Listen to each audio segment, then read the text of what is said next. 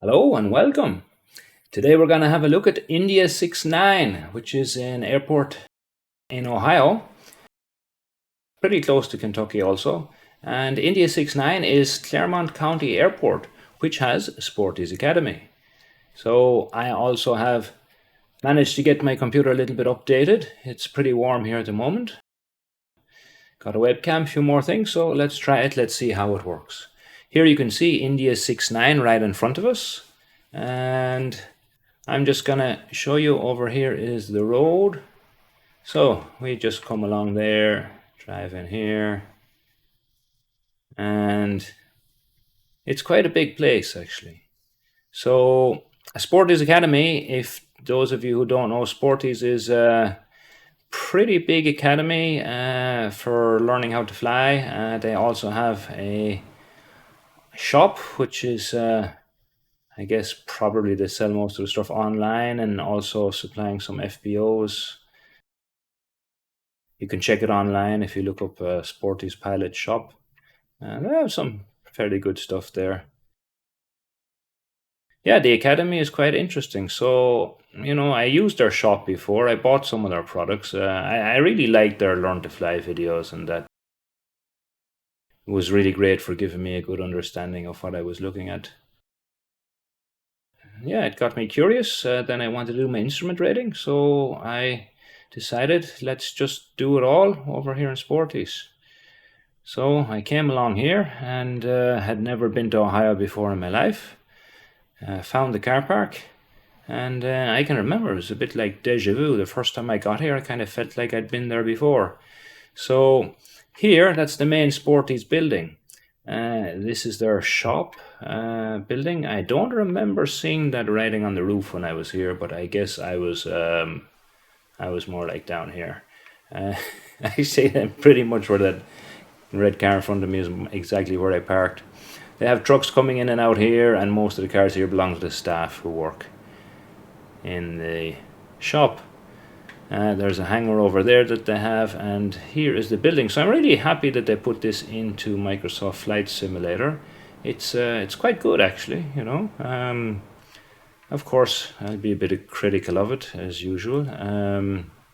There's the entrance, and yeah, that building. So in there is the reception desk, and then some more buildings and offices. A lot of offices down here on the ground floor. Right to the left of that main entrance, this is kind of an open area with an airplane sitting there, and a few little kind of mini museum pieces and a few shop pieces and things like that. That's nice. They also have a walk-in pilot shop there, which is quite nice. And yeah, all the offices down there. So I believe I did my written test inside one of those windows. But more interesting is upstairs. You have some more offices.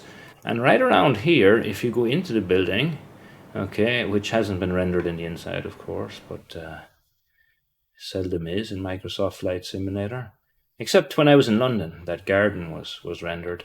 And then you end up upstairs, and you're somewhere around here.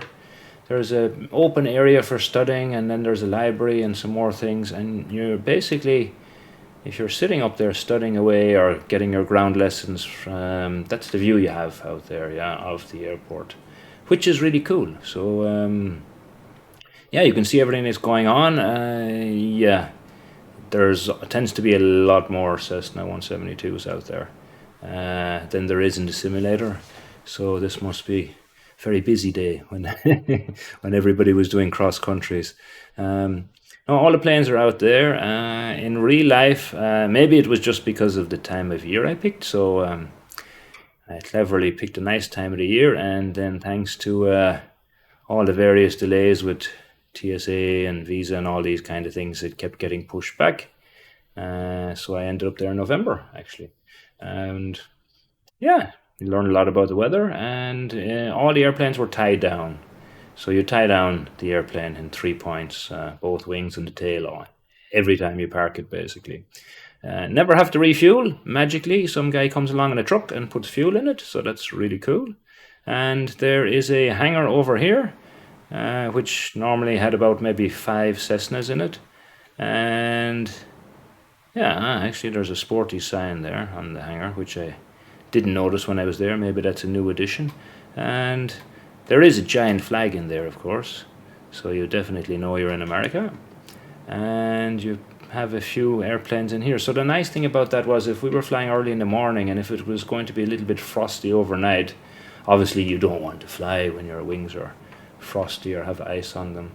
So we would just call the guys and say, can you put this one in the hangar? And they would. And then you come along in the morning and it's nice and warm and ready to go.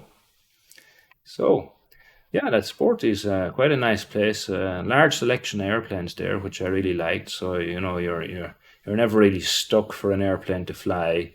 You might not always get the exact one you want, but I mean they're all very similar. Yeah, some of the instruments are newer in one as opposed to the other. They have one with the G1000, which I liked, but it's not rented that often because I guess people prefer the older ones for some reason. Maybe a little bit cheaper or something like that. I don't remember those hangars being there, but I have. It was a few years ago since I was there. And what's really cool is if you spin around here to this side of the airport. Let's go over here now. Yeah, we can see. So the original Sporty's building, I was told, was actually over here on this side of the airport. And also over here is a Warbirds Museum, which is quite nice. And actually here I can see that they have a warbird out here. And I don't recognize those guys. Just thinking, I'm about to say that wouldn't it be cool if there's some famous people out there? Maybe they are famous people that I just don't know doing a photo shoot. So, yeah, you can just wander over to that. That's pretty cool. And actually, I like this attention to detail here. We have the website and the opening hours and the telephone number on the building. So that's pretty cool in the simulator, yeah, I must say. So I decided to split this video up into two pieces. And, oh, there we go, crash my drone into the ground.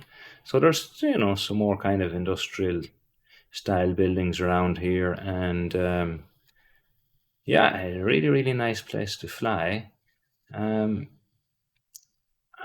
lot of this, I would show you more and tell you more about the place. But to be honest, this is more than I actually have seen when I was over there learning because yeah, basically, as soon as I took off, I put the foggles on and flew around for a few weeks with foggles. So I didn't actually see most of this from the air, which is interesting. But it's quite nice. There's the river over there. And I think on the other side of the river is Kentucky. Yeah, so that's pretty cool. And yeah, so if anyone's interested, my experience there was pretty good actually. I liked it. I could be up there studying. Sometimes studying too much, and then late at night, the security guard would come in and say, "Oh, you again? I'm going to be locking up the gates in a minute. It's time to go home." But yeah, it was great. A great environment up there. If your own instructor isn't available at the time, you can just turn your head left or right. You're bound to see somebody there or another instructor who will help and give you advice. Every now and again, the management popped over, just checking up on me. Is everything okay? How's your instructor? How's the airplane? Anything we can do for you? I mean, of course, before I was there, my experience was in Germany. So, a bit of a shock with the customer service level that I got here. It was really, really high and definitely something I was not used to being in Germany. Yeah, so that was pretty cool. I enjoyed it. There's a quick video of this airport. Oh, okay, I can show you down here actually one or two more things. This is a little tower. It's not an active tower. There is nobody in it, nobody manning it.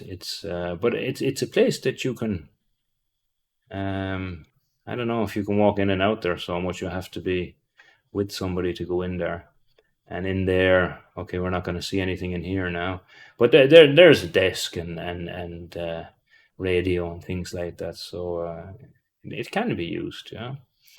Um, and if you spin around here, of course, then you have a nice view. Oh, yeah, nice view of the airport there. And it tends to be quite busy, you know. So you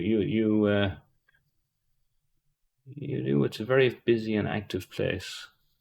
But I really liked the fact that every time you came in, the plane was just sitting there ready to go, fueled up, everything done. That was really nice. I don't see the guy on the fuel truck isn't there, but if you were here in real life, you'd see him zooming up and down all the lanes there because the planes are coming in and out there fairly regularly and many times a day, and then he's just topping them up all the time. And of course, you can ask then if you want a certain level of fuel, you just have to ask, and that also magically happens. So yeah, pretty cool. This little building is down there, and yeah, that's it. So let's find our airplane then. Jump. That was great. Yeah, we just flew back like that. If I press this other button, so I've been trying to. There we go. There's the fly back to airplane button. And there's I guess there's a student kind of lost. Where did my instructor say my airplane wants? Which one?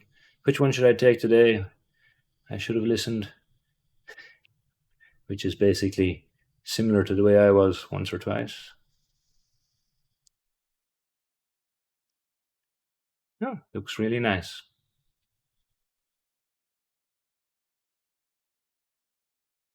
So I hope you enjoyed that quick tour of India 69, and the scenery package is available for free. You have to go onto the Sportys shop and go through the whole purchasing procedure, but then pay nothing and download it.